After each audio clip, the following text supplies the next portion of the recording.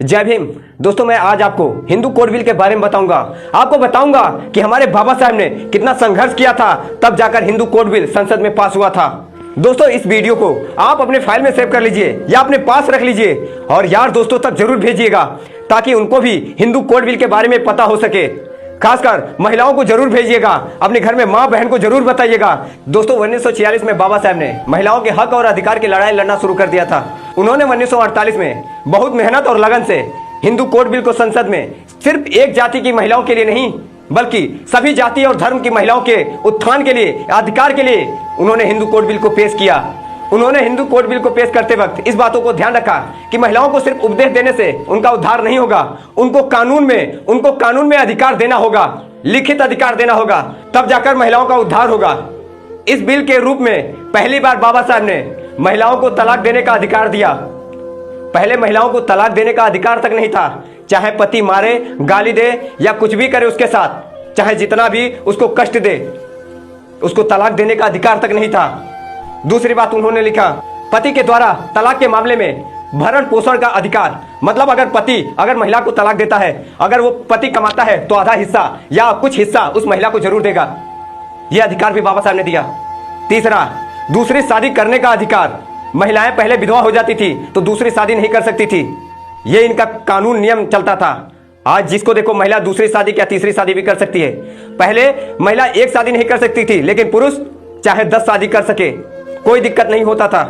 उन्होंने कहा कि महिला भी 2 शादियां 3 शादियां कर सकती हैं, कि पुरुष ही थोड़ी अकेले 10 शादियां 4 शादियां 5 शादियां कर सकता है, महिला भी कर सकती है। चौथा, महिलाओं को गोद लेने का अधिकार।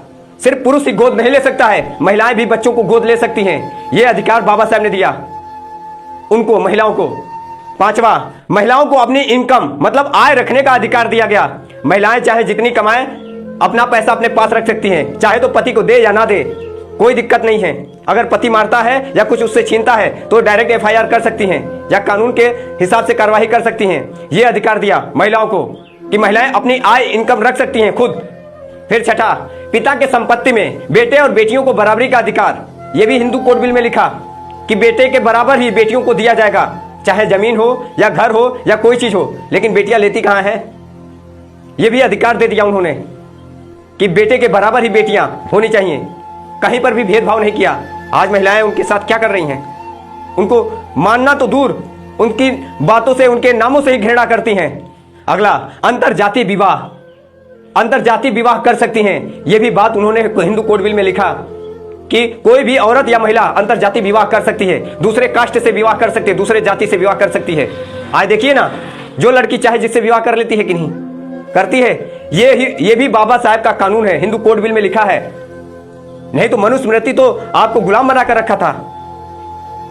आप दूसरे से विवाह तक नहीं कर सकती थी, अपनी जाति के लोगों से विवाह करना था। अगर शूद्र हैं आप तो शूद्र में ही विवाह करेंगी और कहीं नहीं जा सकती थी, पाप समझा जाता था।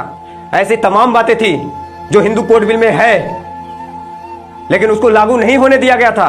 जब हिंदू कोड बिल पास नहीं हुआ तब बाबा साहब ने 27 सितंबर 1951 में अपने मंत्री पद से इस्तीफा दे दिया और कहा, मुझे इस बात का गहरा दुख है कि मैं महिलाओं को उनके मूल अधिकार को दिलाने के लिए मैंने संसद में जो बिल पेश किया था उसे बिना पारित किए ही वापस ले जा रहा हूं। दरअसल मैं महिलाओं को या महिलाओं की उन्नति के लिए कैबिनेट मंत्री में शामिल हुआ था। मेरा इरादा महिलाओं की बुनियादी अधिकार देना था और अगर यह सफल नहीं हुआ तो मैं कानून मंत्री पद से इस्तीफा दे रहा हूं। ऐसी बातें कही थी उन्होंने। इसके बाद से 1955-56 में हिंदू कोड बिल को पास किया गया था, तब जाकर महिला और पुरुष समानता की जीत हुई। ऐसे थे हमारे बाबा साहब।